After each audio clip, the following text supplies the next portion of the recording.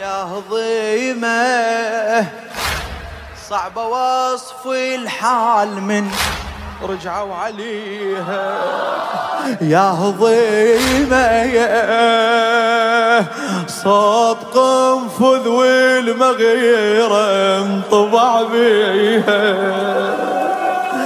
يا هضيمة طاحت أمي وظلت تشاق بدي. ناديتها يمي دعوفوها كافي بضربكم لا تموتوها.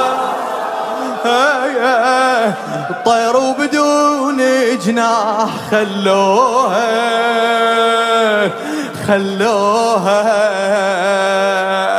كسر الضلع كل لحظة يلجمها. شبعت ضروب حد ما نزف دمها.